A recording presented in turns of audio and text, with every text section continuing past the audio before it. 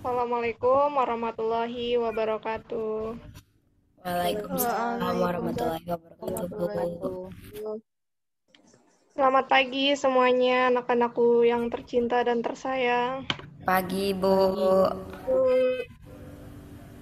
Pagi, Bu. Pada pagi hari ini, Ibu mau ngabsen dulu ya, yang udah hadir di Zoom-nya Ibu. Saudari Deborah, Hadir, Bu. oke. Saudari Fiska, Hadir, Bu. saudari Anelia, Hadir, Bu. Hadir. saudari Fatma, Hadir, Bu. alhamdulillah hadir semuanya ya, semuanya. Oke. Di sini Ibu akan memulai materi pembelajaran mengenai pembukaan Undang-Undang Dasar Negara Republik Indonesia tahun 1945. Ada yang tahu nggak dari judul Ibu ini? Isinya apa aja sih? Coba yang tahu, ancukkan tangannya. Undang-Undang Dasar, Bu. Ya, betul. Ada yang mau nambahkan lagi?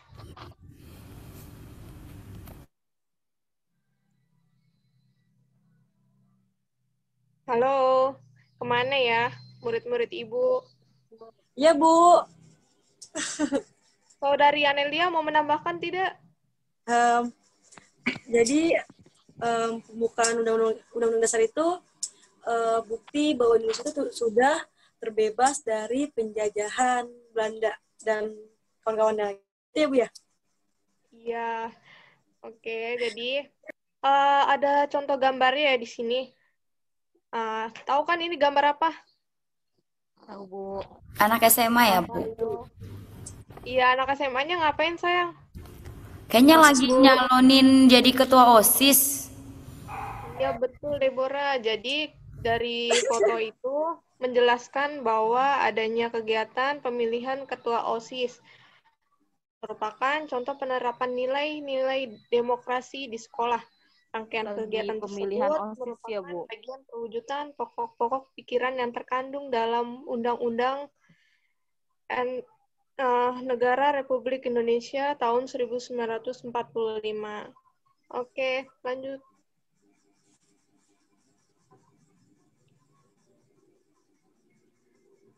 Lanjut.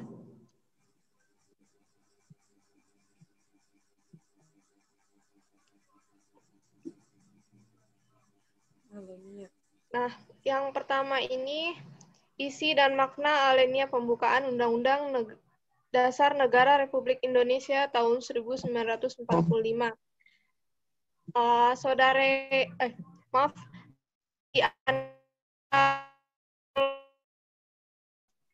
di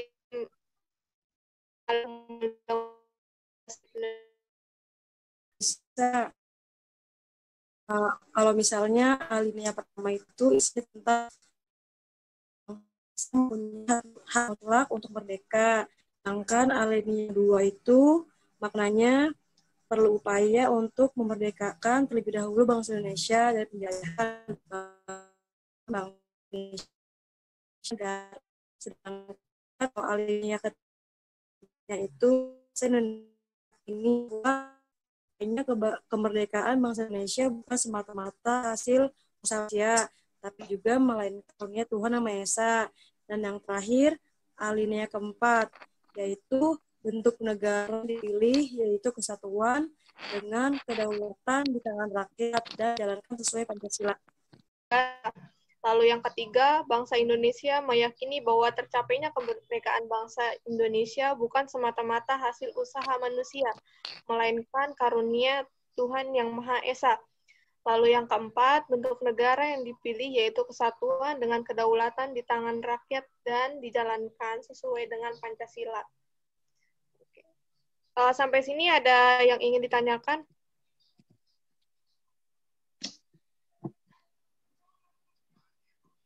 Mau nanya, Bu? Iya, mau nanya apa nih?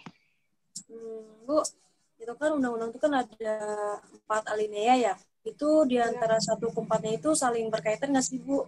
apa satu-satu sendiri-sendiri apa gimana? Jadi kalau dari isi dan makna alinea pembukaan Undang-Undang Dasar Negara Republik Indonesia itu, dari keempat yang tadi sudah Ibu jelaskan itu masih berkaitan, Saudari Anel.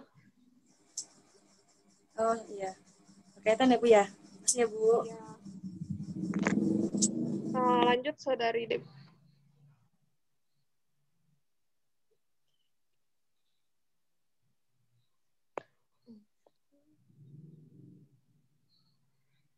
Selanjutnya, makna, pokok-pokok, dan pemikiran dalam Undang-Undang Negara Republik Indonesia tahun 1945.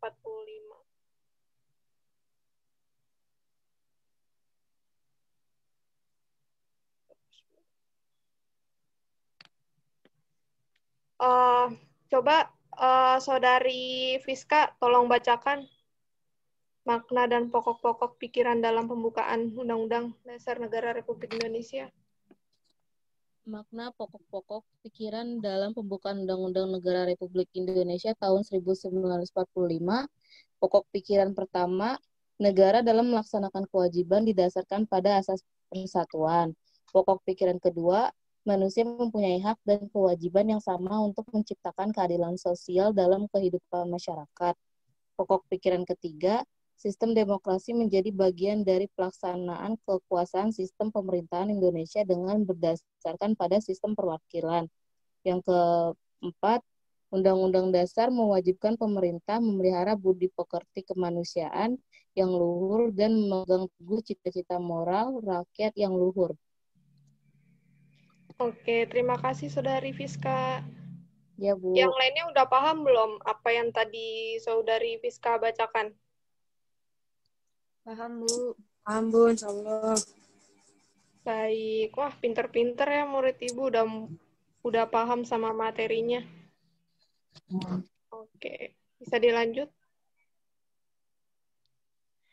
Lalu selanjutnya, pentingnya pokok-pokok pikiran pembukaan Undang-Undang Dasar Negara Republik Indonesia tahun 1945. Yang pertama, pemerintah wajib melindungi masyarakat secara adil. Jadi, pokok pikiran pertama itu menjabarkan sila ketiga. Lalu yang kedua, Indonesia mengakui dan percaya kepada Tuhan Yang Maha Esa serta berlaku adil pada setiap manusia. Itu terdapat pada pokok pikiran keempat yang menjabarkan sila pertama dan kedua. Lalu yang ketiga, adanya persamaan manusia dalam kehidupan bermasyarakat. Merupakan pokok pikiran kedua yang menjabarkan sila kelima. Lalu yang keempat, rakyat sebagai pemegang kekuasaan dalam negara. Jadi pokok pikiran ketiga menjabarkan sila keempat. Sampai sini ada yang ingin ditanyakan lagi? Atau ada yang ingin berdiskusi dulu nih sama temennya mengenai materi Ibu?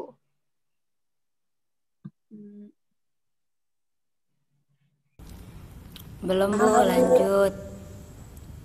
Kita lanjut.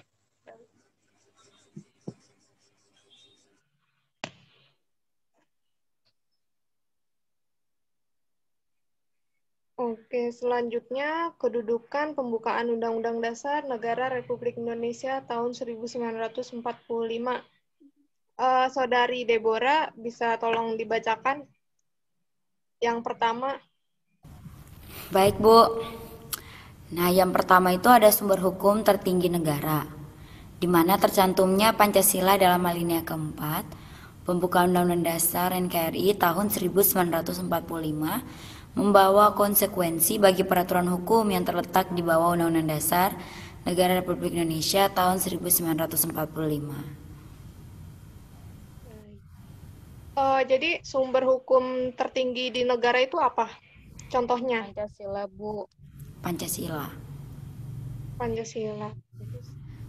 Lalu yang kedua akan dibacakan oleh Saudara Fatma.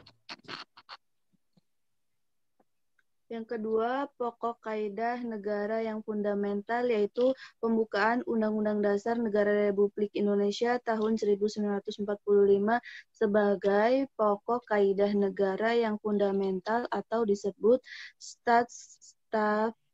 fundamental norm. Gitu, Bu.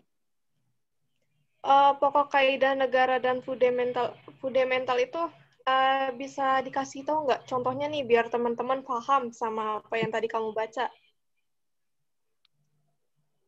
Yang kamu tahu aja gitu. Satu contoh. Fundamental apa ya? Gak tahu, Bu. Nggak tahu. Ya udah kita lanjut aja ya. Biar tidak menyita waktu. Bu. Yang ketiga, naskah proklamasi. Naskah proklamasi yang terperinci menunjukkan adanya hubungan proklamasi dengan pembukaan Undang-Undang Dasar Negara Republik Indonesia tahun 1945. Next.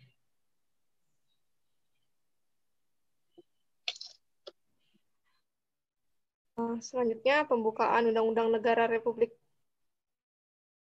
1945 memiliki keterkaitan dengan beberapa aspek ketatanegaraan Indonesia seperti Proklamasi Kemerdekaan 17 Agustus 1945, selanjutnya Pancasila, selanjutnya batang tubuh atau pasal-pasal. Selanjutnya.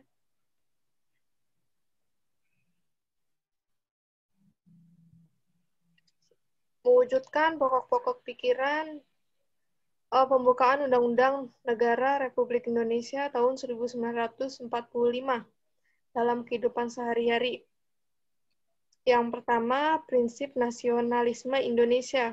Lalu yang kedua, prinsip wawasan Nusantara. Lalu yang ketiga, prinsip kebebasan yang bertanggung jawab. Lalu yang keempat, prinsip persatuan pembangunan untuk mewujudkan cita-cita reformasi. Lalu yang kelima, prinsip Bhinneka Tunggal Ika. Lanjut.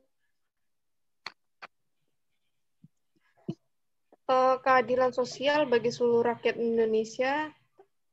Terdapat keadilan distributif, lalu yang kedua keadilan legal, yang ketiga keadilan komutatif.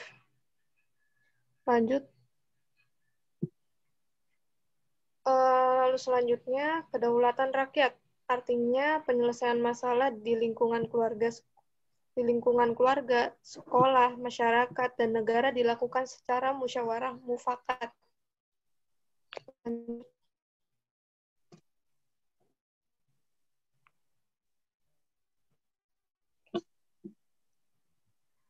Ketuhanan menurut dasar manusia. Aspek penyelenggaraan hidup berbangsa harus sesuai nilai-nilai Pancasila dari Tuhan Yang Maha Esa. Cuman itu saja yang Ibu bisa sampaikan. Sampai sini, ada yang masih belum paham?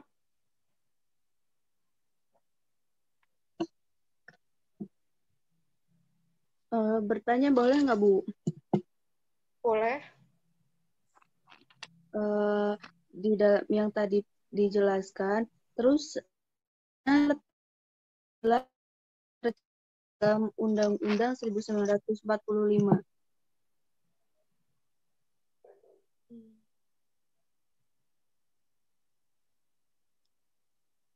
Ada yang bisa bantu jawab Ibu? Bener ya? Ya, Bu. Bisa diulangi nggak, Bu? Bisa diulangi nggak, Fatma? Saya kurang jelas. Jadi pertanyaannya itu di manakah Pancasila tercantum dalam UUD 1945?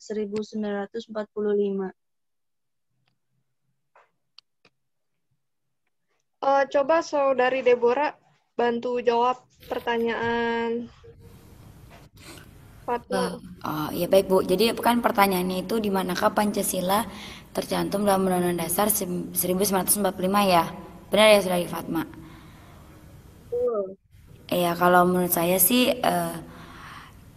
Pancasila itu tercantum dalam rumusan Pancasila yang terdapat dalam pembukaan Undang-Undang Dasar 1945 di alinea keempat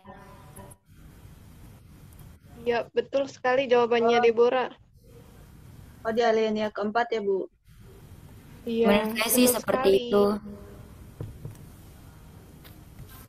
Mengenai Makasih. kuisis yang kemarin udah Ibu share, ada yang ingin ditanyakan nggak di sini?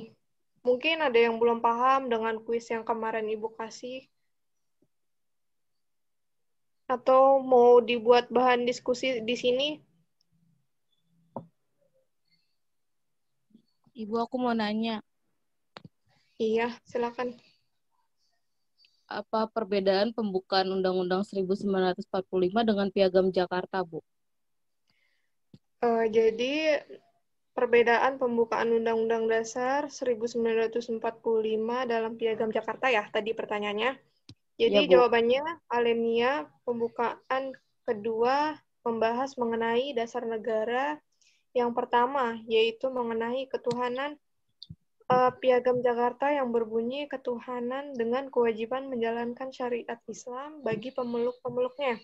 Sementara di dalam Undang-Undang Dasar 1945 berbunyi ketuhanan yang Maha Esa.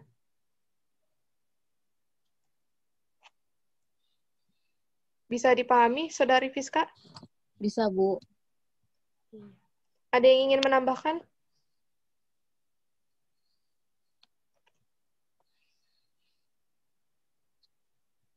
Tidak, Bu. Bu, Ada yang ingin bertanya lagi? Anel Bu nanya Bu, Iya. Bu pembukaan UUD itu apa sih Bu? Istilah lainnya? Jadi istilah lain pembukaan Undang-Undang Dasar 1945 bahwa sesungguhnya kemerdekaan itu ialah hak segala bangsa, dan oleh sebab itu maka penjajahan di atas dunia harus dihapuskan karena tidak sesuai dengan peri kemanusiaan dan peri keadilan. Itu terdapat di apa ya? Preambule, nah, kata lainnya. Jadi istilah lain UUD itu preambula ya Bu ya? Ya, Kasih Bu. Sudah cukup atau masih ada yang ingin ditanyakan? Materi yang udah Ibu share. Pertanyaan yang kemarin di kuisis yang belum paham. Tidak, Bu. Udah, Bu. Oke. Terima kasih ya untuk kalian semua sudah meluangkan waktunya untuk nge-zoom bareng. Semoga kalian di saat pandemi ini tetap bisa menjalankan aktivitas dengan protokol kesehatan ya. Sehat selalu. Hanya itu saja yang Ibu bisa sampaikan. Sudah cukup atau masih ada yang ingin ditanyakan? Materi yang udah Ibu share. Pertanyaan yang kemarin di kuisis yang belum paham. Tidak, Bu. Udah, Bu. Oke. Terima kasih ya untuk kalian semua sudah meluangkan waktunya untuk nge-zoom bareng. Semoga kalian di saat pandemi ini tetap bisa menjalankan aktivitas dengan protokol kesehatan ya. Sehat selalu. Hanya itu saja yang Ibu bisa sampaikan. Sekian, terima kasih. Wassalamualaikum warahmatullahi wabarakatuh. Waalaikumsalam warahmatullahi Waalaikumsalam warahmatullahi wabarakatuh. wabarakatuh. Terima kasih ya Bu. Kasih